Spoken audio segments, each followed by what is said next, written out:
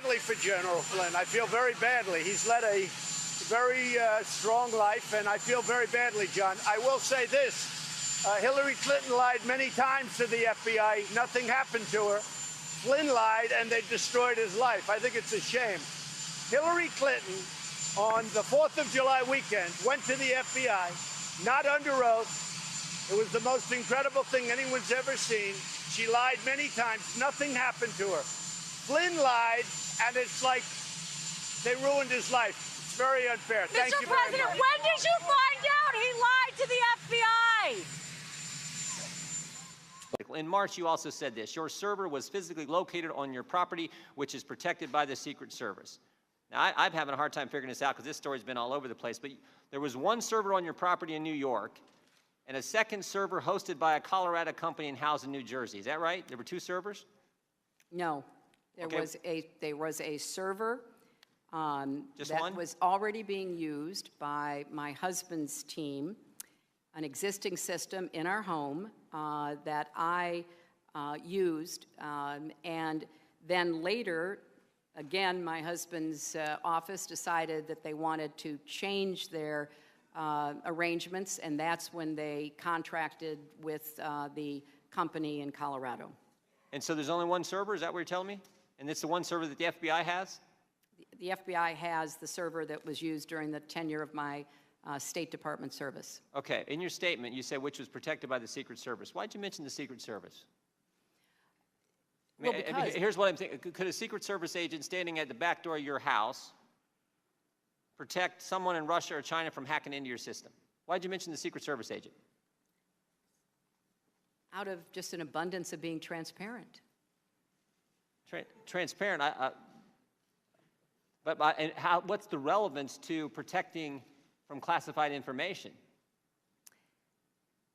There was nothing marked classified on my emails, either sent or received, and I want to respond. Use the right term there. Use marked. Yeah, that's the one. That's well, what you used the revised statement there. Well, Congressman, there was a lot of confusion because many Americans have no idea how the classification process works, and therefore I wanted to make it clear that there is a system within our government, certainly within the State Department, where materials that is thought to be classified is marked such so that people have the opportunity to know how they are supposed to be handling those materials. And that's why it became clearer, I believe, to say that nothing was marked classified at the time I sent or received it. All right. Good morning, Director Comey. Secretary Clinton said she never sent or received any classified information over her private email. Was that true? Our investigation found that there was classified information sent. So it was not true? Right. That's what I said. Okay. Well, I'm looking for a little shorter answer so you and I are not here quite as long. Secretary Clinton said there was nothing marked classified on her emails either sent or received. Was that true? That's not true. There were a small number of portion markings on, I think, 3 of the documents. Secretary Clinton said I did not email any classified material to anyone on my email. There is no classified material. Was that true? There was classified material emailed. Secretary Clinton said she used just one device. Was that true? She used multiple devices during the 4 years of her term as Secretary of State. Secretary Clinton said all work-related emails were returned to the State Department. Was that true? No, we found work-related emails, thousands, that were not returned. Secretary Clinton said neither she nor anyone else deleted work-related emails from her personal account. Was that true? That's a harder one to answer. We found traces of work-related emails on devices or in Slack space, whether they were deleted or whether when a server was changed out, something happened to them. There's no doubt that there were work-related emails that were removed electronically from the email system. Secretary Clinton said her lawyers read every one of the emails and were overly inclusive. Did her lawyers read the email content individually? No. Well, in the interest of time, and because I have a plane to catch tomorrow afternoon, I'm not going to go through any more of the false statements, but I am going to ask you to put on your old hat. False exculpatory statements, they are used for what? Well, either for a substantive prosecution or for evidence of intent in a criminal prosecution. Exactly. Intent and consciousness of guilt, right? Is that right? Right. Consciousness of guilt and intent.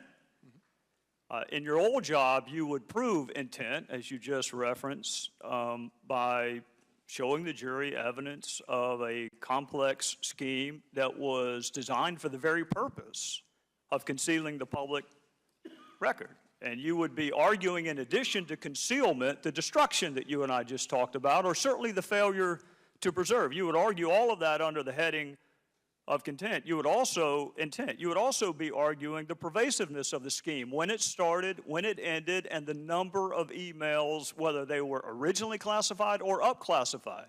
You would argue all of that under the heading of intent.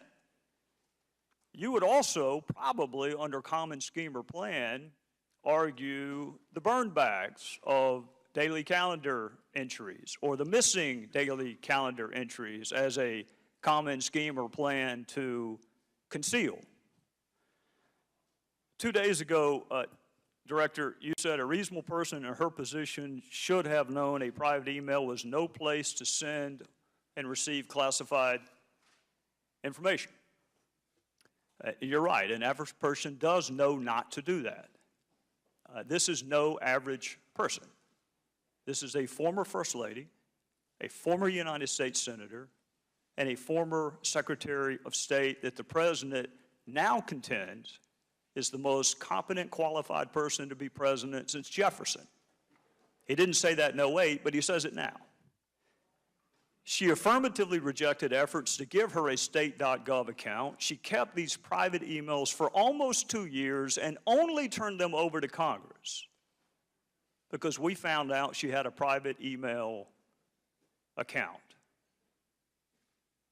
So you have a rogue email system set up before she took the oath of office, thousands of what we now know to be classified emails, some of which were classified at the time. One of her more frequent email comrades was in fact hacked, and you don't know whether or not she was. And this scheme took place over a long period of time and resulted in the destruction of public records, and yet you say there is insufficient evidence of intent. You say she was extremely careless, but not intentionally so. You and I both know intent is really difficult to prove. Very rarely do defendants announce, on this date, I intend to break this criminal code section. Just to put everyone on notice, I am going to break the law on this date. It never happens that way.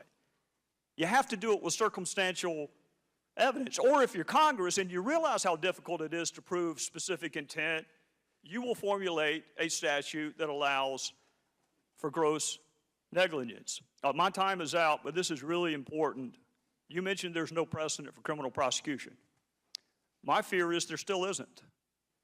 There's nothing to keep a future Secretary of State or President from this exact same email scheme or their staff.